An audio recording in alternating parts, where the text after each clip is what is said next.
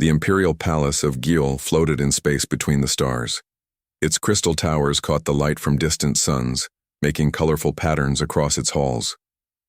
For 3 months, no one had spoken much inside these walls. Emperor Day was dead, and his wife, Empress Gia, was deep in grief. The entire draconian hegemony, an empire of 1,000 worlds, mourned with her.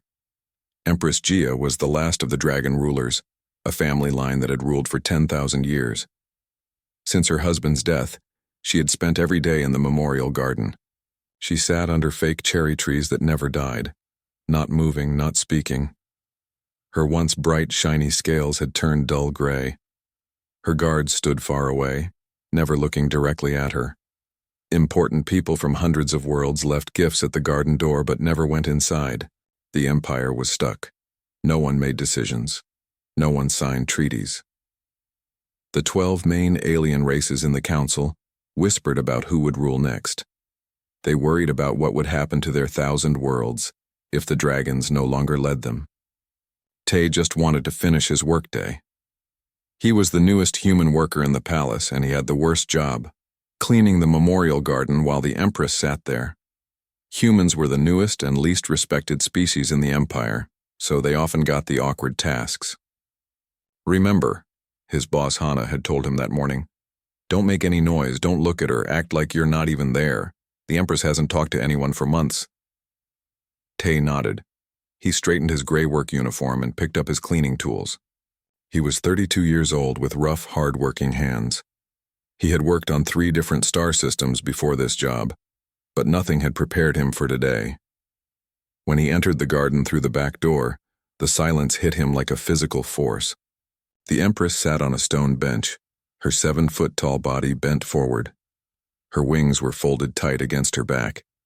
Even sad, she was powerful to look at. Tay began working, moving carefully among the fake trees, picking up fallen pink petals that the cleaning robots had missed. For an hour, he worked around the edges of the garden, slowly moving closer to the middle where the Empress sat. Finally, his job brought him to the small pond next to her bench. He knelt down and used a fine net to clean the water's surface. The Empress hadn't moved or shown any sign that she knew he was there. Then Tay saw something no one else had seen in all these months. A single tear rolled down the Empress's scaled face and fell into the pond, making a small ripple in the still water. Without thinking about it, Tay sat down on the far end of the bench. The guards at the garden entrance shifted nervously. Their hands moved to their weapons before their captain signaled them to stop. No one knew what to do. No one had dared go near the Empress in her grief, let alone sit beside her. For 23 minutes, Tay sat still next to the Empress. His cleaning tools were neatly placed beside him. He didn't speak. He didn't look directly at her. He just sat with his hands in his lap, watching the fake fish swim in circles in the pond. "You're either very brave or very foolish, human," the Empress finally said. Her voice was deep like distant thunder, unused for months. Tay didn't jump at the sound. "Neither, Your Majesty. Just tired." The Empress turned her head slightly, the first movement she had made in hours. Her eyes had vertical pupils and gold irises, and they studied him without giving away her thoughts. "Tired," she repeated as if testing how the word felt. "Yes, Your Majesty. The gravity in the human living area keeps changing. Makes it hard to sleep." A long silence followed. Tay wondered if he had gone too far, if his simple honesty would get him fired or worse. But something told him the Empress needed normal talk more than she needed respect. "What is your name?" she asked finally. "Tay, Your Majesty." "You are not afraid of me, Tay?" He thought about this. "I respect your position and power, Your Majesty. But no, I'm not afraid of you." "Why?" Tay looked at the pond, where a white fish circled around a black one in an endless dance. "Grief doesn't frighten me. I've known it too." The Empress's wings moved slightly, loosening from their tight fold against her back. "The others, they fear to speak of it, as if my husband's death might spread to them if they talk about it. People often don't know what to say when someone dies," Tay said. "So they say nothing. And you? Do you know what to say?" Tay shook his head. No, Your Majesty. But sometimes being quiet together is better than being quiet alone. The Empress looked back at the cherry blossoms, their petals falling in a pattern that never changed. My husband designed this garden. Did you know that? No, Your Majesty. He said perfect things are boring. He put small flaws in the program. No 2 days are exactly the same. Tay nodded. That explains why my cleaning path is never the same. For the first time in months, the Empress's lips curved in the smallest hint of a smile. He would have liked that thought. Word spread quickly through the palace. The human janitor who had sat with the Empress, who had spoken with her, who had somehow broken through the wall of grief that had cut her off from her empire. High Minister Suk called Tay to his office the next day. The minister's reptile face showed what humans might read as worry. You've caused quite a stir, maintenance worker, Suk said, his tail moving behind his fancy chair. The Empress has asked for you to come again today. Tay stood straight, hands at his sides. I was just doing my job, sir. Were you? Suk's inner eyelid moved across his eye. Sitting with the Empress is part of your cleaning duties? No, sir, but the Empress is not herself. Her judgment may be affected by grief. The council races are worried about human influence at such a sensitive time. Tay understood what wasn't being said. Many of the older races still didn't trust humans. Humans had developed technology too quickly and expanded too fast. The Empire had forced humans to join rather than letting them grow on their own. I have no political goals, sir. I'm just a janitor. Suk studied him. Keep it that way. You will tell me everything you and the Empress talk about. For her protection, you understand. When Tay arrived at the memorial garden that afternoon, he found the Empress standing instead of sitting, her wings partly open. The dull gray of her scales had lightened a bit, with hints of blue showing through. Tay, she said his name as a greeting. Walk with me. They moved through the garden in silence for several minutes. The Empress had to slow her natural walk to match his shorter human legs. The council is in chaos, she said finally. 3 months without decisions has created problems. The outer worlds are getting restless. Tay nodded but said nothing. Minister Suk thinks I should name someone from the council races to rule after me, since Day and I had no children. Her voice caught slightly on her husband's name. The dragon line would end with me. Is that what you want, Your Majesty? The Empress stopped beside a small stream that ran through the garden. What I want. She looked up, where the clear ceiling showed the stars beyond. What I want doesn't matter. The Empire has always been ruled by dragons. Our long lives, our knowledge of the ancient technologies that built the Empire, these things have made our rule stable. But you're the last, Tay said quietly. Yes. The word hung between them, heavy with meaning. As the artificial day cycle began to dim in the garden, Tay realized something important was happening. Not just to the Empress, but to the entire Empire. And somehow he, a simple human janitor, was now part of it. Your Majesty, may I speak freely? Tay asked as they stood by the stream in the memorial garden. The Empress nodded. Sometimes the things we build last longer than we do. That doesn't mean they can't go on without us. The Empress looked at him with interest. You talk about the Empire like it's a machine. Not a machine, more like a garden. Tay pointed to the trees around them. Your husband built this garden knowing he wouldn't take care of it forever, but he made it to last, to grow, to change in small ways while staying true to what he wanted it to be. The Empress was quiet for a long time. You are wiser than you look, human janitor. Not wise, Your Majesty, just practical. It helps in my line of work. For the second time, the Empress smiled, and this time the smile reached her eyes. They walked in silence for a while longer. The artificial light in the garden began to dim, creating the effect of sunset. Tell me about Earth, the Empress said suddenly. I have never visited. Tay thought about his home planet. It's very blue from space. Lots of water. The cities are crowded but full of life. We have real gardens there with real trees that change with the seasons. And your family? Are they still there? Tay's face grew serious. My parents died in the orbital accident 10 years ago.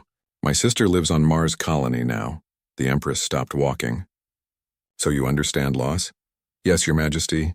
Different from yours, but yes. How did you continue? Her voice was softer now, almost vulnerable. Tay looked up at the stars visible through the clear ceiling. At first, I didn't want to. I was angry. At the company that built the faulty station. At the government that didn't check it properly. At the universe for taking them. The Empress nodded slowly. Anger is easier than sadness, it is. But it doesn't help in the end. Tay bent down and picked up a fallen cherry blossom that the cleaning bots had missed. One day I realized that living well was the only way to honor them. To take the time they gave me and use it for something good. The Empress's wings opened slightly wider, the first full extension since her husband's death. Day would say something similar. He believed in building, not destroying. In growing, not withering. She looked around the garden. He spent 50 years designing this place. Every tree, every stone, every fish in the pond. He had good taste, Tay said simply. The Empress made a sound that might have been a small laugh. He would have liked you, Tay. He always said humans were the most interesting species to join the hegemony in the last 1,000 years. We caused trouble, Tay admitted. You bring change, the Empress corrected. The older races fear that. As they completed their circuit of the garden, the Empress turned to Tay. Will you come again tomorrow? If you wish, Your Majesty. I do wish it. She looked at him with those golden eyes. You are the first person in 3 months who has not treated me like I might break. Tay bowed slightly. Until tomorrow, then. As he left the garden, he noticed the guards watching him with a mixture of suspicion and wonder. The human janitor who had somehow reached the Empress when no one else could. Back in the human living area, Tay found his supervisor Hana waiting for him. Her eyes were wide with worry. What did you do? She asked as soon as they were alone. The whole palace is talking about you. Minister Suk called me to his office to ask about your background. Tay shrugged. I just sat with her. We talked. About what? Life. Death. Gardens. Tay didn't feel right sharing the Empress's private words. Hana ran her hands through her short hair. You don't understand the politics here, Tay. Humans are barely tolerated in the hegemony. We're too new, too unpredictable. If they think we're trying to influence the Empress, I'm not trying to influence anyone, Tay said. She just needed someone to talk to. And of all the beings in this palace, she chose a human janitor. Hana shook her head. Be careful, Tay. The council races have been waiting for the Empress to emerge from her grief so they can push their own agendas. You're in the middle of something bigger than you know. That night, Tay couldn't sleep. The gravity was stable for once, but his mind wasn't. He thought about the Empress, about the weight she carried, the last of her kind, responsible for 1,000 worlds. He thought about Minister Suk and his warnings. About Hana's fears, he was just a janitor. He had no place in imperial politics, and yet somehow he had become part of them. The next day, when Tay arrived at the memorial garden, he found it full of people. Council members, ministers, ambassadors, all the important people who had kept their distance for months had suddenly found their courage. They crowded around the Empress, who stood tall and regal, her scales showing more of their natural blue shine. When she saw Tay at the entrance, she raised a hand, silencing the official who was speaking to her. Excuse me, she said, and walked directly to Tay, leaving the stunned official staring after her. Your Majesty, Tay bowed. I can come back later. No, she said firmly. They can wait. Our walk is becoming a tradition I do not wish to break. The officials watched in disbelief as the Empress and the human janitor walked together through the garden, talking quietly. Minister Suk's face showed clear displeasure, his tail lashing behind him. They have been waiting for me to return to my duties, the Empress explained as they walked. Now that I have shown signs of life, they bring 100 matters requiring my attention. That's good, isn't it? The Empire needs you. The Empress sighed, a sound like wind through mountains. Yes, but they want the old me. The one who followed the ancient ways without question, the one who kept the balance of power exactly as it has been for 1,000 years. And that's not who you are anymore? Tay asked. Day and I had been planning changes. Small ones at first, then larger. The hegemony has grown stagnant, Tay. The old races resist all progress. The newer ones chafe under outdated rules. She looked at him. Humans most of all, Tay was surprised. I didn't think the Empress would concern herself with human problems. Day believed that the future of the hegemony depended on integrating the strengths of all species, not just the founding 12. Her voice grew stronger as she spoke. He was working on a new system of governance when he died, one that would outlast us. They stopped by the pond, watching the fish swim in their endless patterns. I have made a decision, the Empress said. I will continue Dai's work. The hegemony must change or it will eventually fall apart. The dragon rule was never meant to be eternal. Tay felt the weight of her words. That won't be popular with the council. No, she agreed. It will not. Which is why I need allies who see beyond the old ways. She turned to face him directly. I would like you to join my personal staff, Tay. He stared at her in shock. Me? I'm just a janitor, yes, with no political ambitions or connections to the powerful races. Someone who sees clearly because he stands outside our ancient systems. Her eyes held his. Someone who was not afraid to sit beside a grieving empress when everyone else kept their distance. Tay looked back at the officials waiting impatiently at the other end of the garden. They'll never accept a human in your inner circle. They don't have to accept it. I am still the Empress. Her wings opened fully for the first time, magnificent and powerful. What do you say, Tay? Will you help me build something that will last beyond both of us? As the artificial cherry blossoms fell around them, Tay made a decision that would change not only his life, but the future of 1,000 worlds. Yes, Your Majesty. I will. The news spread through the palace like wildfire. The human janitor had been appointed to the Empress's personal staff. The council members were outraged. The palace workers were shocked. The human community was both proud and afraid. Tay moved from the small room he had shared with 3 other maintenance workers to a private chamber near the Empress's quarters. His new room was bigger than the entire human living area he had left behind. The walls changed color to match his mood. The bed adjusted to his body. The window looked out on the stars. This is too much, he told Hana when she came to see his new home. It's not just a room, Tay, she said, looking around with wide eyes. It's a statement. The Empress is showing everyone that she values you. I'm still the same person. Hana shook her head. Not anymore. You're the first human to ever serve in the Imperial Inner Circle. You're making history. Tay's new job was simple on paper, cultural advisor to the Empress. In reality, it meant he attended meetings with the Empress, listened to the problems of the Empire, and shared his thoughts with her privately afterward. Minister Suk made no effort to hide his dislike of the new arrangement. At Tay's first council meeting, the minister's tail twitched with anger as Tay took a seat at the table. Your Majesty, Suk said, his voice tight, these discussions involve sensitive matters of state. Perhaps your advisor would be more comfortable waiting outside. The Empress's golden eyes narrowed. My advisor stays, Minister.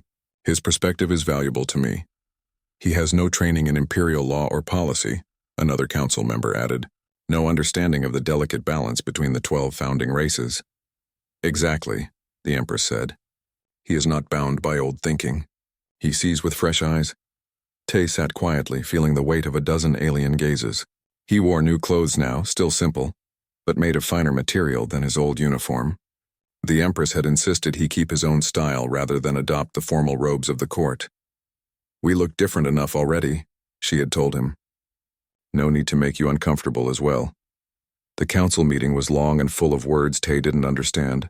The council members spoke of trade disputes between worlds he had never heard of. They argued about resource rights and systems he couldn't pronounce. They used ancient laws to support their positions. Through it all, the Empress listened, her face showing nothing. Only Tay, sitting beside her, noticed how her claws sometimes dug into the table when a council member was being particularly stubborn. After the meeting, they walked together in the memorial garden, which had become their daily habit. What did you think? The Empress asked. Tay considered his words carefully. They spent 3 hours talking, but they didn't solve anything. The Empress nodded. That is the way of the council. Talk endlessly, decide nothing, maintain the status quo. The people on the outer worlds must get tired of waiting. They do. That is why we face growing unrest. The Empress stopped by the pond. Day used to say that the hegemony was like this garden. Beautiful but artificial, maintained by strict rules that no one questioned. Tay watched a cherry blossom fall into the water. Rules can be changed, not easily when they have existed for 10,000 years. The Empress looked up at the stars. Each of those points of light holds life, Tay. Billions of beings looking to the Empire for protection, for justice, for a chance to grow. The founding races see only their own interests. their own power. And what do you see, Your Majesty? Her eyes met his. I see the future. A hegemony where all voices matter, not just the ancient 12, where humans and the other newer species have a real place at the table. That's why the Council fears me, Tay realized. I represent change. Yes, and change frightens those who benefit from things staying the same. Over the next few weeks, Tay learned more about the Empire than most humans ever knew. He learned about the ancient technologies that only dragons could control, which had helped them build the hegemony. He learned about the complex web of alliances and rivalries between the founding races. He learned about the growing dissatisfaction among the newer species who had been brought into the Empire, but given little say in how it was run. Most importantly, he learned about the Empress herself, how she worked tirelessly, sleeping only a few hours each night, how she remembered the name of every person she met, how she carried the weight of 1,000 worlds on her shoulders without complaint. One night, as they reviewed reports from the outer systems, Tay noticed the Empress looked tired. Her scales had dulled slightly and her wings drooped. Your Majesty, you should rest, he said. She shook her head. There is too much to do. The Krell system is threatening to break away from the hegemony. The human colonies on Proxima want representation on the Council. The Volth are blocking trade routes to punish the newer races for speaking out. The Empire survived for 3 months while you grieved, Tay said gently. It can survive while you sleep. The Empress looked at him with surprise, then gave a small laugh. You are still not afraid to speak truth to me. Good, I need that. She set down the report she was reading. Tell me, Tay, what do your people think of my rule? Tay hesitated. Honestly? Always honestly.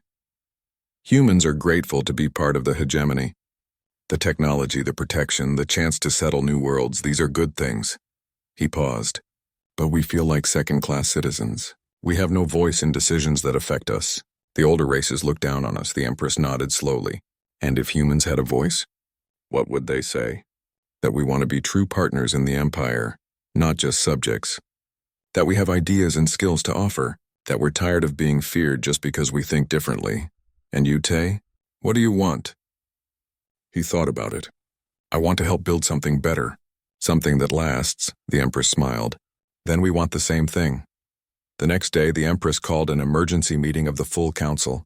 When everyone was seated, she stood, her wings fully extended, her scales gleaming bright blue in the light. For 10,000 years, the dragon lineage has ruled the hegemony. She began. That time is coming to an end. Gasps and murmurs filled the room. Minister Sook half rose from his seat. Your Majesty, she raised a hand, silencing him. I am the last of my kind. When I am gone, there will be no dragon emperor or empress to take my place. The council has prepared a list of suitable candidates from the founding races, another minister said. Quickly, no. The Empress's voice was firm. I will not choose a successor from among the 12. The future of the hegemony must include all voices, not just the oldest ones. She looked at Tay, then back at the council. I am creating a new body, the Assembly of Worlds. Every planet in the hegemony will send a representative. Together, they will shape our future. The council erupted in protest. Minister Sook's tail lashed violently. This is against all tradition. The founding races will still have their place, the Empress cut in. But they will share power with the newer species. The hegemony must evolve or it will die. She turned to Tay. My advisor will oversee the creation of this new assembly. He understands both the old ways and the need for change. Tay felt the weight of every eye in the room. He had been a janitor just weeks ago. Now he was being asked to help reshape an empire of 1,000 worlds. As the council members shouted their objections, the Empress leaned close to Tay. Are you afraid now? She asked quietly. He looked up at her, at the determination in her golden eyes, at the vision of a better future she was fighting for. No, Your Majesty, he said. Not afraid, ready. The weeks after the Empress's announcement were the busiest of Tay's life. He worked from early morning until late at night, meeting with representatives from worlds across the hegemony. Some came eagerly, excited by the promise of a voice in the Empire's future. Others came reluctantly, pushed by their people who were tired of being ignored. The founding races were the hardest to convince. 5 of the 12 refused to send anyone to help plan the new Assembly of Worlds. Minister Sook led this resistance. calling the Empress's plan a dangerous break with sacred tradition. "Don't take it personally," the Empress told Tay as they walked in the memorial garden one evening. "Suk and his allies have held power for thousands of years. They won't give it up easily." "I don't understand why they can't see that change is necessary," Tay said. "The Empire is already showing cracks. The outer worlds are restless. Some are talking about breaking away." The Empress nodded. "They see it. They simply believe the answer is more control, not more freedom." As they reached the pond, Tay noticed something different. A new plant grew at the water's edge with bright red flowers that hadn't been there before. "I had it added yesterday," the Empress said, following his gaze. "It's from Earth. A water lily, I believe it's called." Tay knelt to look at it more closely. "It's beautiful, but won't it disrupt the balance of the garden?" "That's what Suk said when I told the gardeners to plant it." The Empress smiled. "But Day's design included room for new elements. The garden is stronger with diversity, not weaker." Tay understood the message. The Empire, too, would be stronger with new voices. That night, Tay couldn't sleep. His mind was too full of the day's work and the challenges ahead. He decided to walk through the quiet palace halls to clear his head. As he passed a rarely used meeting room, he heard voices. One of them belonged to Minister Suk. "The Empress has lost her way," Suk was saying. "Grief has clouded her judgment. This human has taken advantage of her weakness." "What do you suggest?" asked another voice that Tay didn't recognize. "The ancient laws are clear. If an emperor or empress becomes unfit to rule, the council may appoint a regent to govern in their place." Tay froze. They were talking about removing the Empress from power. "She is still beloved by many," a third voice cautioned. "And she controls the dragon technologies that protect the core worlds." "For now," Suk replied. "But if we can prove that her plans threaten the stability of the hegemony, the other founding races will support us. We must act before this assembly of worlds becomes reality." Tay backed away quietly and hurried to the Empress's quarters.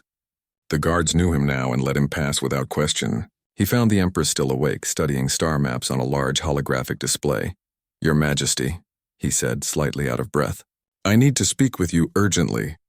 He told her what he had heard. The Empress listened without showing surprise. "I expected this," she said when he finished. "Suk has been gathering allies for weeks. You knew they might try to remove you? Change never comes without resistance, Tay." She turned off the star map.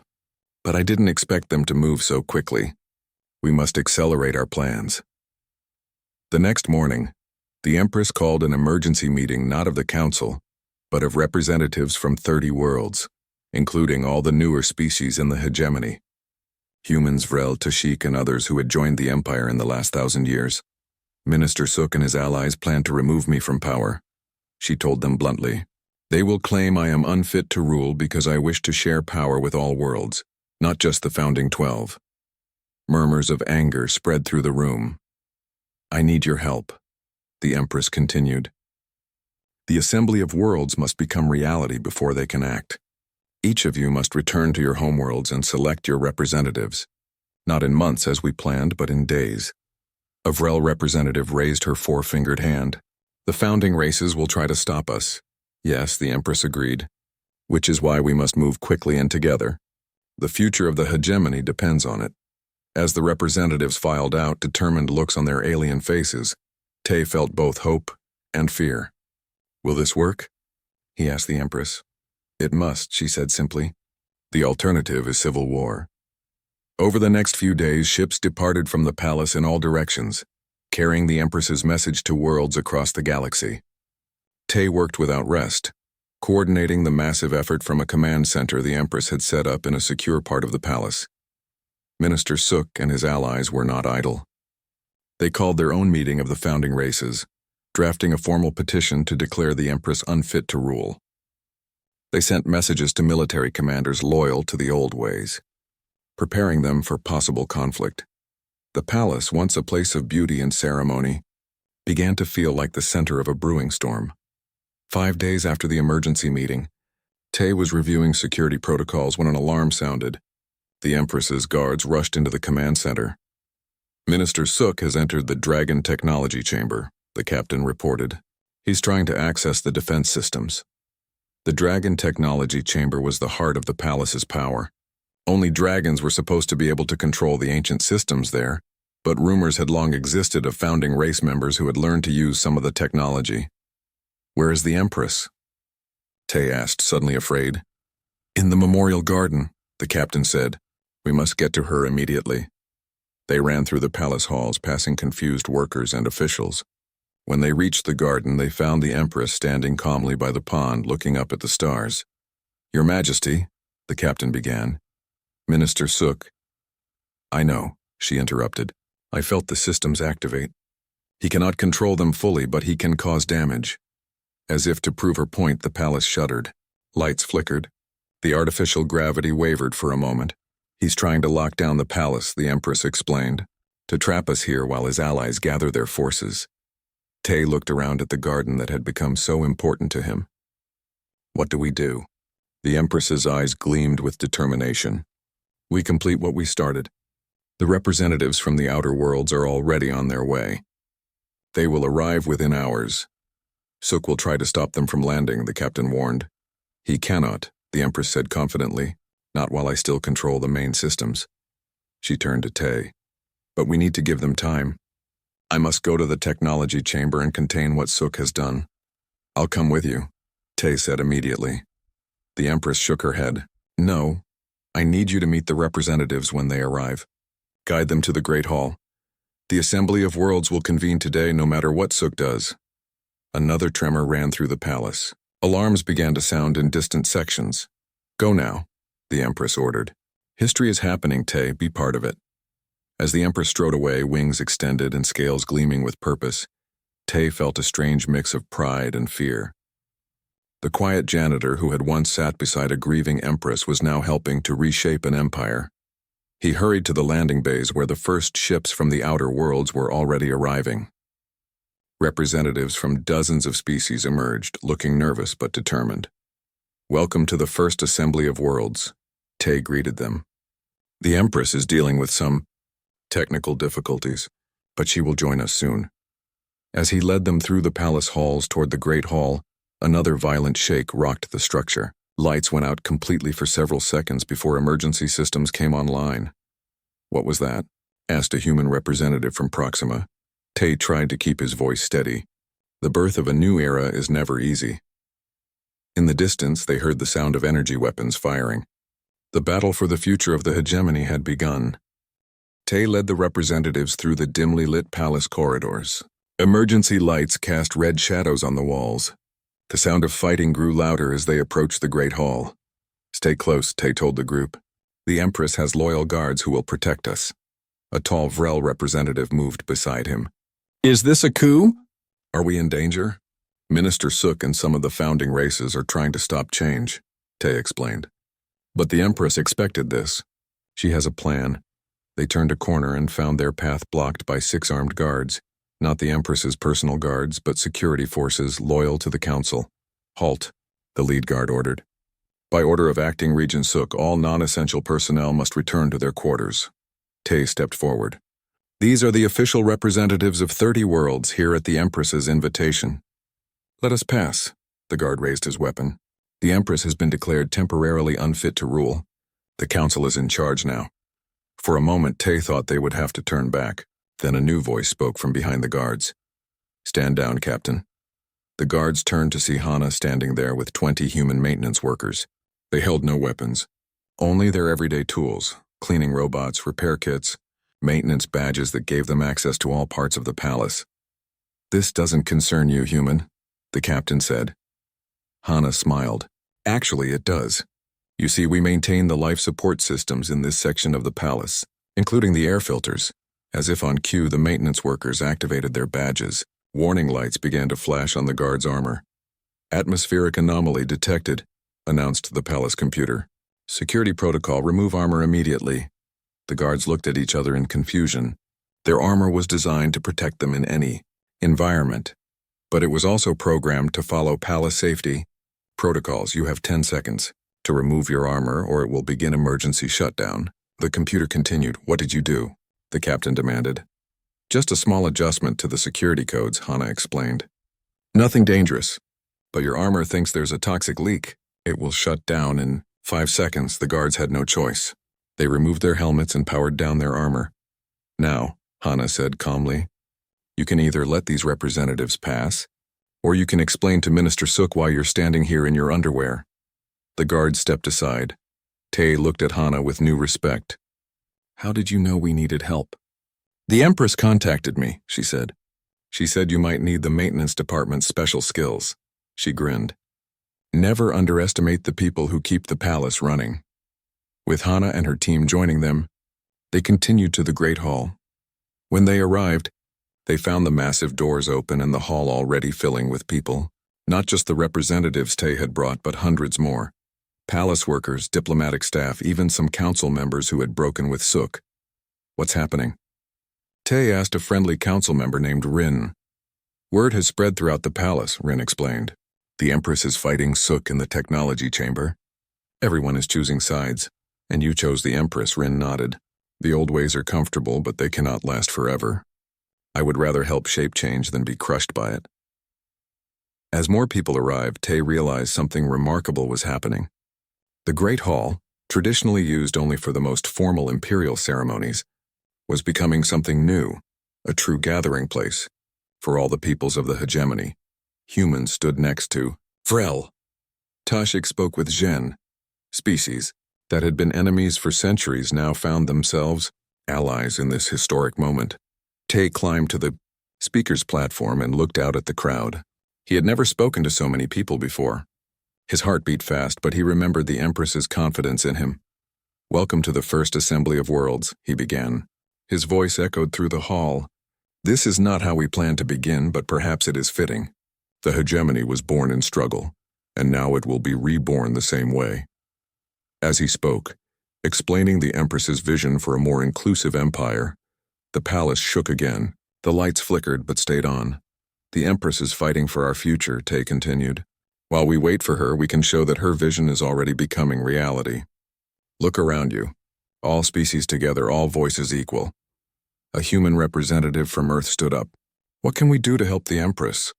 Before Tae could answer, the main doors of the Great Hall burst open. Minister Suk entered, flanked by armed guards and several council members. His scales were dark with anger, his tail lashing behind him. This gathering is illegal, he announced. Disperse immediately or face arrest for treason against the hegemony. No one moved. The hall was silent except for the sound of Suk's tail hitting the floor. You have been misled by this. Human, Suk continued, pointing at Tae. He has taken advantage of the Empress's grief to push his own agenda. The council has temporarily removed her from power for her own protection. Tae stepped forward. Where is the Empress now? Contained, Suk said coldly. The Dragon Technology Chamber is sealed. She can no longer interfere with the proper governance of the Empire. A murmur of anger spread through the crowd. Several representatives stood up ready to protest. Tae raised his hand for silence. Minister Suk, he said calmly, you speak of proper governance, but you have forgotten the most basic principle of the hegemony. The dragon's word is law. The Empress is unfit. Says who? A minority of council members? The founding races who fear losing their power. Tae looked around the hall. Here are representatives from 30 worlds. They have come because the Empress called them. They believe in her vision. Suk's eyes narrowed. A vision that would destroy 10,000 years of tradition. No, said a new voice. A vision that would fulfill it. Everyone turned toward the sound. The Empress stood in a side entrance to the hall. Her scales glowed bright blue, almost white with power. Her wings were fully extended, magnificent and terrible. Behind her stood her loyal guards, weapons ready. The crowd parted as she walked toward the center of the hall. Suk backed away, his tail now still with fear. My husband believed that the hegemony was meant to grow, to evolve, the Empress said, her voice carrying to every corner of the vast room. The dragon lineage was never meant to rule forever. We were caretakers, preparing the way for what would come after us. She reached the speaker's platform and stood beside Tae. Minister Suk tried to use the ancient technologies against me. He failed because he does not understand their true purpose. They were not made for control, but for connection. The Empress raised her hands. The ceiling of the Great Hall, once solid, became transparent, revealing the stars above. But not just stars. Holographic images appeared, showing similar gatherings on worlds across the hegemony. Millions of beings on hundreds of planets watching and listening. I have opened the Dragon Communication Network to all worlds, the Empress explained. For the first time in our history, the entire hegemony can witness a moment of transformation together. She turned to Suk. You are relieved of your duties, Minister. You and those who supported your actions will be treated fairly. But you will not stop what must happen. Suk looked around at the gathered representatives, at the images of countless worlds watching, at the Empress in her full power. He knew he had lost. Without another word, he and his supporters left the hall, escorted by the Empress's guards. The Empress turned to Tay. The assembly is yours to convene, advisor. You have earned that honor. Tay looked up at her in surprise. Me? But I'm just a janitor who sat beside a grieving Empress when no one else would, she finished for him. A human who saw possibility where others saw only tradition. The perfect person to help build something new. Tay took a deep breath and faced the gathered representatives. Beyond them, he could see the faces of millions watching from across the stars. The first assembly of worlds is now in session, he said. Let us begin. In the days that followed, the assembly created a new charter for the hegemony. The founding races would keep their historic place, but all worlds would have a voice. The Empress would continue to rule, but with the assembly sharing power. 1 month after that historic first meeting, Tay returned to the memorial garden. The Empress was there, sitting on the bench by the pond. The garden had changed. New plants from many worlds now grew alongside the cherry trees. The water lilies from Earth had spread, their red flowers bright against the water. May I join you, Your Majesty? Tay asked. The Empress smiled. Always. He sat beside her just as he had that first day months ago. They watched the fish swim in the pond, comfortable in their shared silence. The assembly voted to rename the hegemony today, Tay said finally. It will now be called the Stellar Union. A good name, the Empress nodded. What else did they decide? That when you are gone, many centuries from now, we hope, there will be no single ruler. A council drawn from all worlds will govern together. The Empress looked up at the stars. Day would be pleased. His vision lives on. As does yours, Tay said. She turned to him, her golden eyes warm. Do you know what day it is? Tay thought for a moment. 6 months since Emperor Day died. Yes. 6 months ago, I sat here alone, lost in grief, unable to move forward. She looked around the garden, at the new growth among the old. Now look at what we have built together. All because you were willing to listen to a tired janitor, Tay said with a smile. The Empress laughed, a sound like distant thunder but joyful now. No, Tay. All because you were brave enough to sit beside someone in pain. Never forget. The greatest changes often begin with the smallest acts of kindness. As the artificial night cycle began in the garden, they sat together watching the stars, each point of light a world being transformed by a conversation that had begun with a human janitor who wasn't afraid of a grieving Empress.